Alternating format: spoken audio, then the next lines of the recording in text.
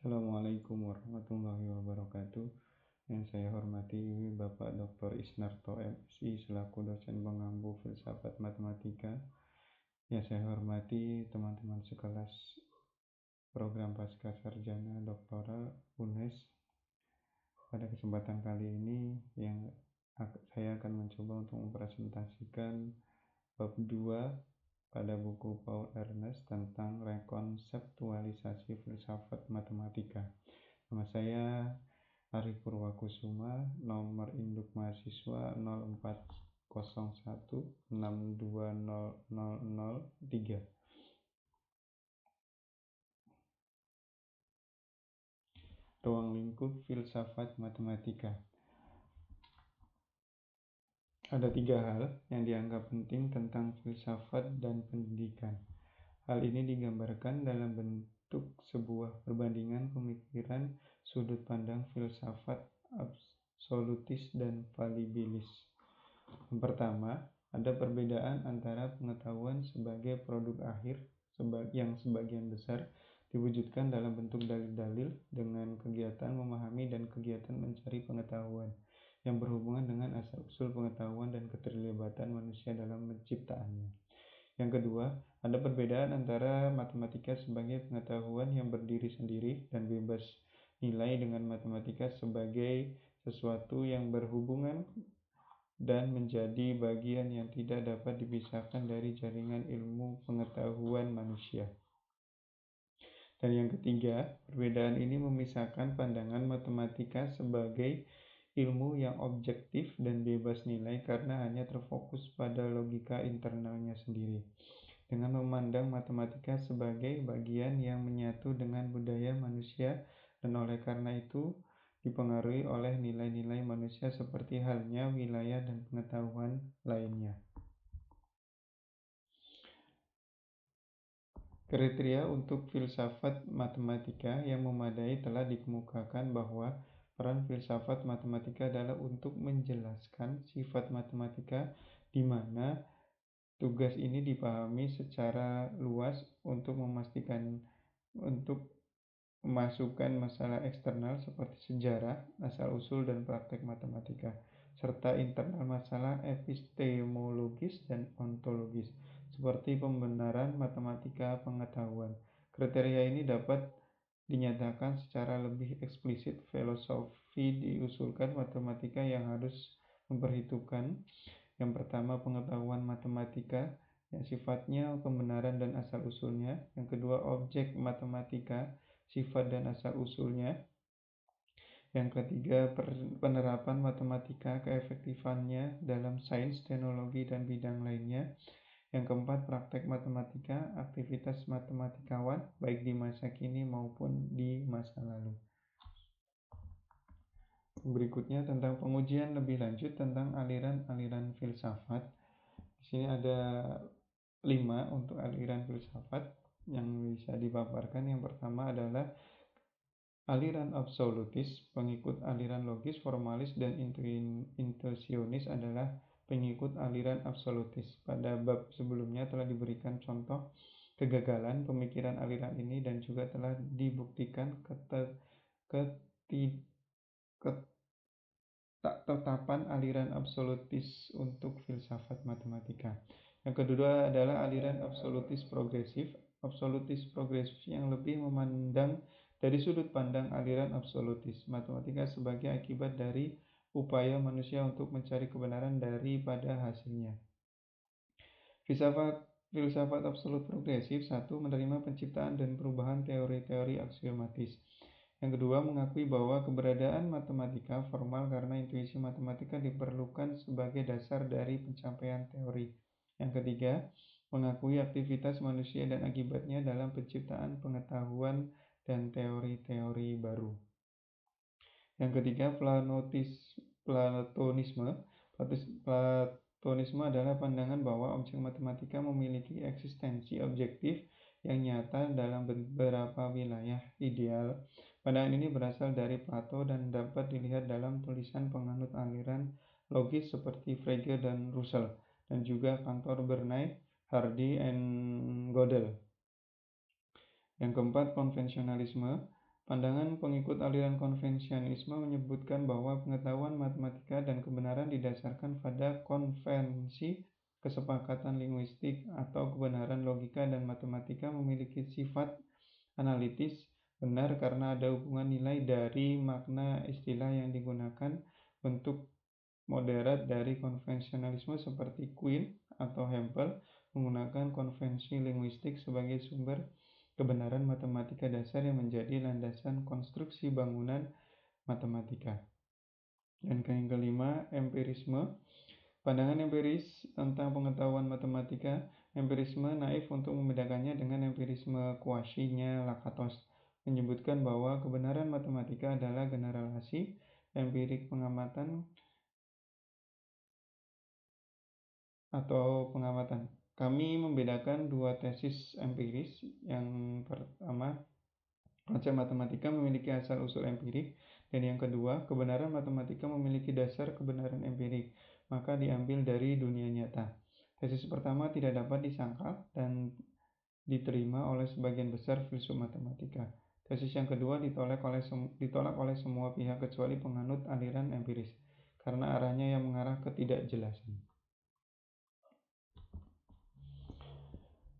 Kemudian empirisme kuasi. Empirisme kuasi adalah nama yang diberikan kepada filsafat matematika yang dikembangkan oleh Imre Lakatos. Aliran ini memandang matematika sebagai apa yang ahli matematika lakukan dan dengan semua kekurangan yang melekat pada aktivitas atau ciptaan manusia. Empirisme kuasi menampilkan arah baru dalam filsafat matematika. Karena penekanannya pada praktek matematika, para pendukung dari pandangan ini adalah Davis, Hirsch, Timochko, dan Putnam. Berikut ini adalah sketsa awal dari pemikiran empirisme kuasi. Matematika adalah sebuah dialog di antara orang-orang yang mencoba menyelesaikan persoalan matematika.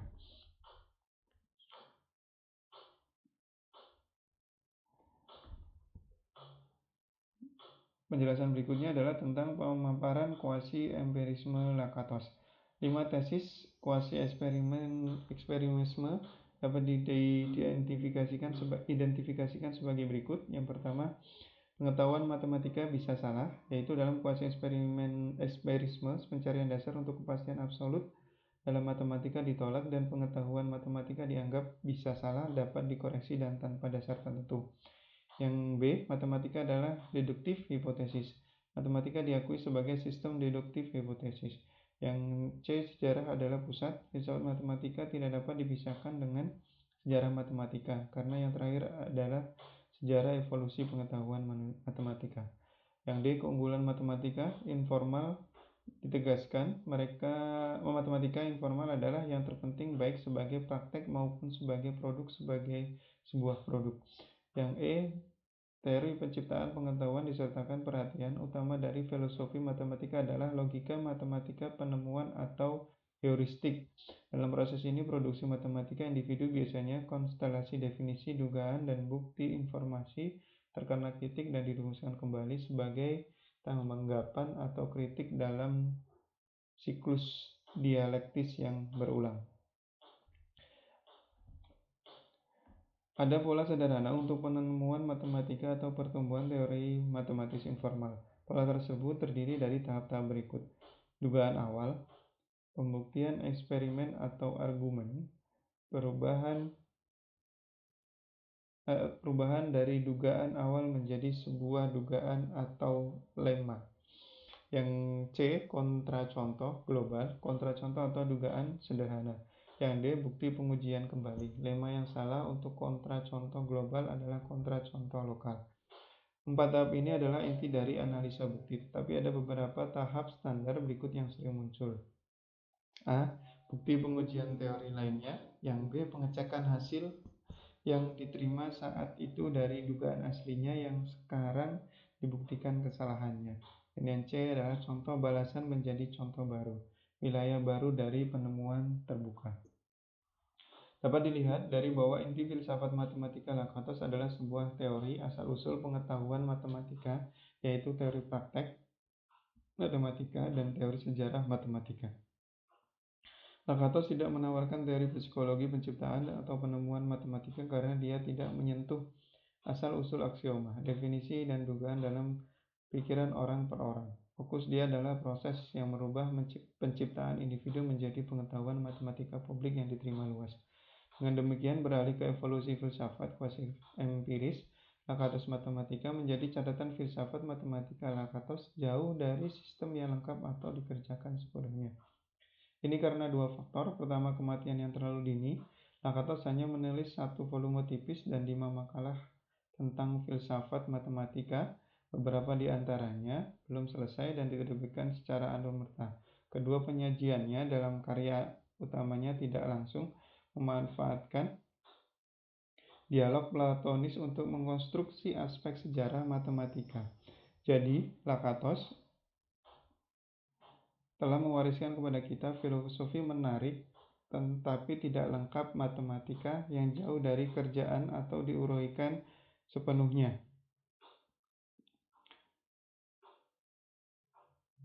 Jadi, potensi dan realisasinya harus selalu diingat dalam menilai kuasi empirisme. Kriteria cukup dan empirisme kuasi. Empirisme kuasi menawarkan penjelasan sebagai tentang pengetahuan matematika beserta asal-usul dan dasar kebenarannya. Dalam hal ini, Lakatos menawarkan penjelasan yang lebih luas dibandingkan dengan filsafat matematika lain yang telah kita bahas, jauh melebihi wilayah mereka. Lakatos menjelaskan pengetahuan matematika sebagai hipotetis deduktif dan empirik kuasi dan memiliki kesamaan dengan filsafat sains Popper. Dia menjelaskan kesalahan dalam pengetahuan matematika dan memberikan teori tentang asal-usul pengetahuan matematika. Penjelasan ini mencakup praktek matematika dan caranya juga. Karena teori Lakatos untuk asal-usul matematika memiliki banyak kesamaan dengan sains. Keberhasilan penerapan matematika dapat disamakan dengan sains teknologi, memberikan penjelasan tentang matematika terapan dan akan menjadi kekuatan terutama untuk menghadapi pengabaian yang ditunjukkan oleh filsafat matematika lainnya. Yang terakhir, kekuatan penting dari filsafat matematika Lakatos adalah bahwa filsafat ini tidak preskriptif, menekankan penerapan metode atau aturan, tetapi deskriptif, memberikan penjelasan dan cenderung memberikan gambaran tentang matematika seperti apa adanya dan bukan seperti apa yang harus diperhatikan dengan menggunakan matematika. Terkait dengan kriteria sebelumnya, empiris kuasi memenuhi kriteria pengetahuan matematika 1. Aplikasi, kemudian praktek, dan empiris kuasi ini dapat dikritik berdasarkan pada beberapa alasan. Yang pertama, tidak ada penjelasan tentang kepastian kebenaran matematika. Yang kedua, Lakatos tidak menguraikan hakikat dan objek-objek matematika atau asal-usul objek-objek tersebut. Lakatos tidak memberikan penjelasan tentang hakikat atau keberhasilan aplikasi matematika atau efektifannya dalam sains, teknologi, dan wilayah lain. Lakatos tidak begitu mengembangkan untuk membawa sejarah matematika ke dalam inti dari filsafat matematikanya. Lakatos tidak dapat memberikan dasar kebenaran untuk memasukkan tesis sejarah empiris ke dalam pendekatan filsafat analitis dengan menggunakan pijakan yang sama dan dengan metodologi logis.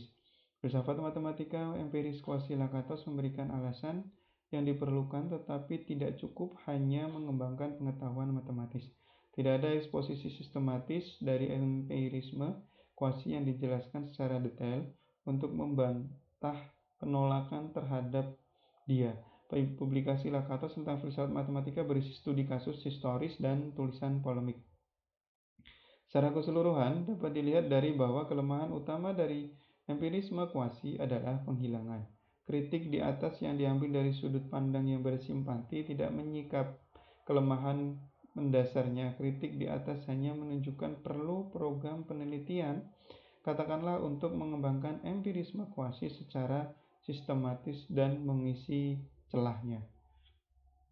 Simpulan, Berdasarkan penjelasan di atas, filsafat matematika seharusnya menguraikan kriteria sebagai berikut.